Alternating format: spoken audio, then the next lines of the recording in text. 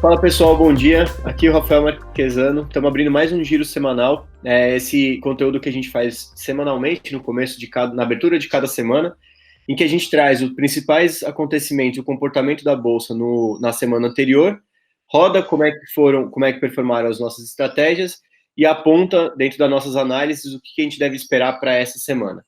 Como sempre, estou aqui com a Renata, nossa analista. Bom dia, Renata. Bom dia, Rafa. Bom dia a todos. E com o Felipe, diretor de produtos. Bom dia, Felipe. Bom dia, Rafael. Bom dia, galera. Vamos lá, Renata, para a gente começar, qual que foi o panorama da Bolsa na semana passada? Rafa, semana passada o Ibovespa ele operou com grande volatilidade e fechou a semana com alta de 0,6% e amplitude de 3,37%. Já o dólar encerrou a semana com forte desvalorização e recuou 3,05%, com amplitude de 4,26%. Legal. E a gente teve alguns eventos nessa semana, tanto na agenda política quanto na agenda econômica. Vamos começar pela ordem cronológica. Como é que foram os eventos que marcaram essa volatilidade na semana passada? Foi sim, tivemos dois fatos importantes que movimentaram a Bolsa aqui no Brasil. A semana ela começou com um tom otimista, vindo do mercado externo, após notícias de que Trump avalia contornar algumas normas regulatórias para disponibilizar a vacina antes da eleição presidencial. Então, veio aí com um fator positivo. Mas essa positividade, Rafa, ela não durou muito, porque logo na terça-feira o governo decidiu adiar o lançamento do programa Pro Brasil. Então, era esperado que o governo divulgasse uma série de medidas, entre elas o Renda Brasil, a Carteira Verde e Amarela e informações sobre a desoneração da folha de pagamento. Mas aí a equipe econômica e o presidente não chegaram num acordo e a divulgação foi adiada. Perfeito. Nesse evento foi no começo da semana, certo? O que mais está marcando a semana? Isso, esse evento foi na terça e com esse adiamento o mercado ele mostrou uma preocupação maior quanto aos riscos envolvendo tanto as contas públicas quanto a permanência de Guedes no governo. E essas preocupações elas geram uma incerteza maior e um aumento de risco. Então o que a gente viu foi a bolsa entrando aí em um viés de baixa logo na terça-feira. Já mais no final de semana, na quinta-feira, o Fed, que é o Banco Central americano, divulgou uma mudança na política monetária deles. Então, o que vem a ser essa mudança, Rafa? Como nos últimos tempos a inflação dos Estados Unidos ele ficou abaixo de 2%, que é a meta oficial do governo, essa mudança veio significar aí que a inflação ela pode permanecer um pouco acima de 2% em datas futuras. E sem que com isso o Fed precise alterar a taxa básica de juros do país. Com essa medida, a taxa básica de juros americana ela deve permanecer próxima de zero aí por um tempo maior do que era esperado. Então, o que veio de positivo aqui para o mercado local, né? O mercado ele gostou dessa, tanto é que a gente viu a bolsa subindo aí na sexta, e isso ocorre porque os ativos americanos são de menor risco no mundo, e o anúncio de que o retorno deles continuará baixo contribui para a migração de recursos para mercados mais arriscados, e o Brasil ele pode se beneficiar com isso. Perfeito. Tem uma coisa interessante acontecendo aqui, com o apontamento de uma taxa estrutural de juros mais baixa no mundo inteiro, o mundo não só migra dinheiro para cá, mas é também o que a gente consegue enxergar que é um movimento mais de longo prazo, né? Dá para imaginar que agora o recurso vai se alocar em prazos maiores em economias tipo Brasil, certo? Sim. Pode ser uma coisa interessante para a gente, né? Bastante, é para mim aí bem positivo. Bem bacana. Bom, perfeito. Vamos agora passar, Felipe, para os nossos resultados na semana passada, começando como a gente sempre faz, enxergando como performaram as estratégias, e depois a gente dá um compilado de como essas estratégias compõem os nossos portfólios, a gente passa para os portfólios, trazendo um panorama do resultado da semana. Maravilha. Então, Rafael, como era previsto na semana passada, por conta dos lead indicators dessa semana, o mercado teria uma alta amplitude, né, uma alta volatilidade, e isso se concretizou.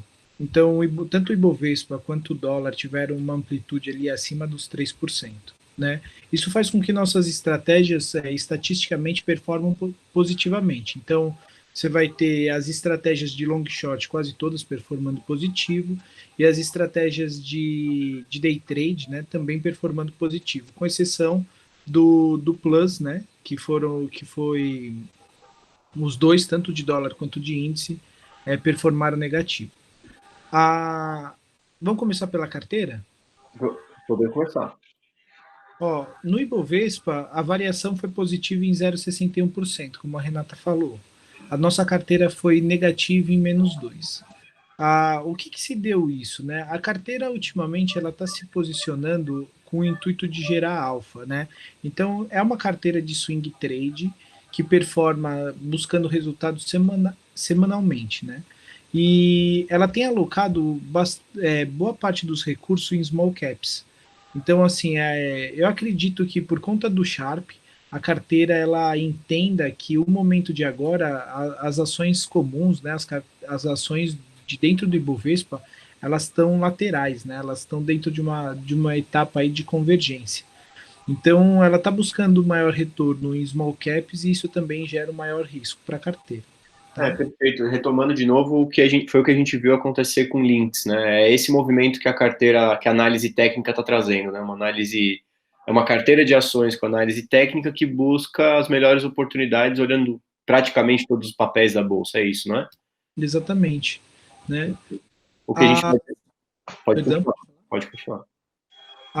Bom, seguindo na parte, assim como em um modelo de convergência, se você pegar as nossas estratégias de long short, todas elas trabalham com ativos de primeira linha, né? São blue chips. Uhum. Então você tem resultado, foi unânime ali o resultado positivo das estratégias de long short. Então a média ali das estratégias foi de 0,83% no resultado dessa semana. O cérebro de long short, ele abriu posição em mais de um par, porém ele ainda não fechou. O mercado andou a favor dele, mas ele ainda não fechou. Caso se concretize mais convergência essa semana, é bem esperado que o cérebro ele consiga não só um resultado positivo, como um maior payoff também, tá? Perfeito. Vamos falar agora, falamos da estratégia de day trade, fazendo um resumo.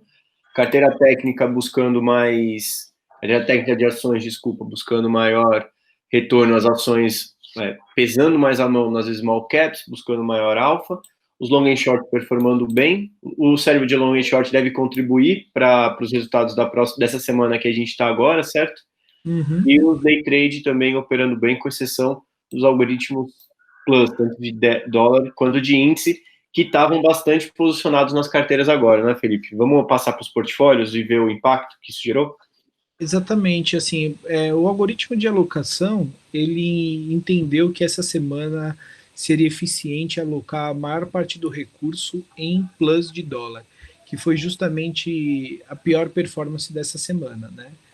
O plus ele resultou em menos 4,65%. Isso fez com que todos os portfólios performassem negativo essa semana.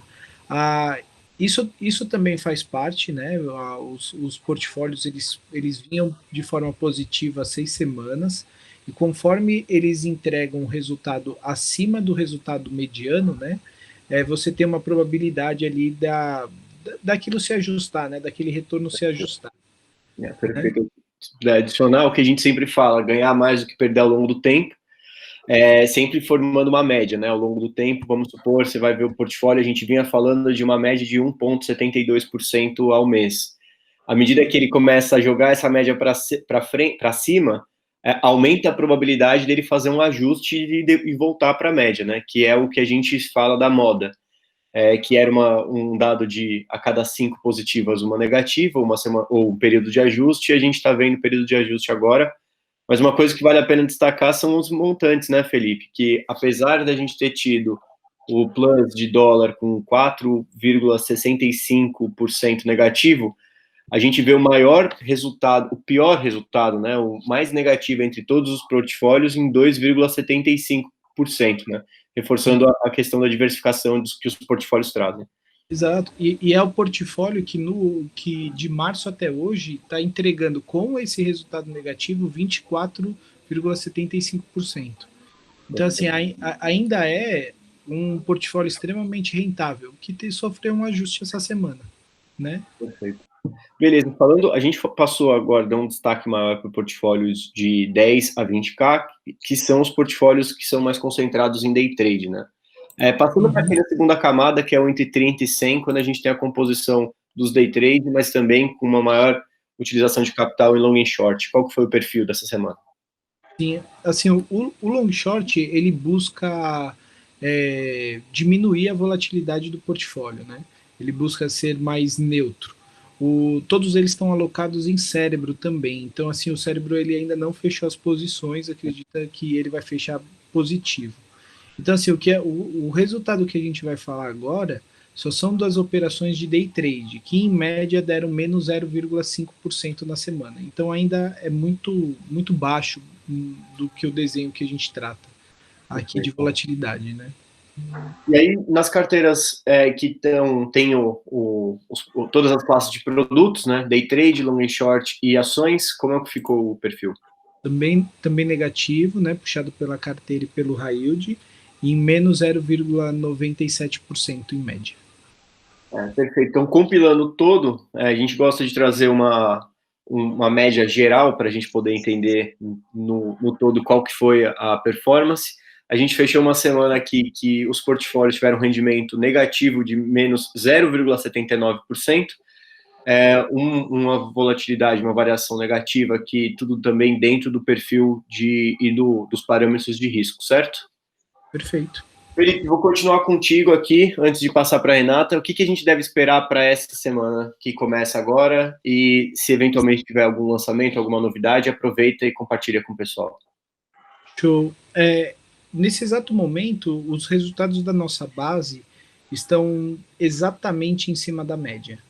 Então, assim, é o momento de maior incerteza de performance que tem.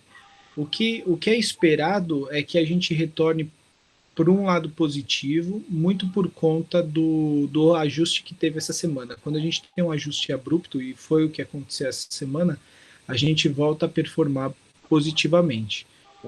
Como entrega nas próximas semanas, nós temos um indicador de retorno à média, que pode facilitar que a gente crie uma previsão de semanas como essa, e também um multi-setups, ou seja, operar em vários cenários de mercado para que isso resulte mais payoff, né, que é um lucro por operação. Perfeito. Ou seja, a gente aqui, a probabilidade de resultados negativos caiu para as próximas semanas, né? Acho que esse é o ponto após o ajuste. É isso que acontece. Quer dizer que a gente não pode ter resultados negativos essa semana? Não quer dizer, mas quer dizer que a gente volta a um cenário de maior probabilidade de resultados positivos nessa semana e para as semanas subsequentes.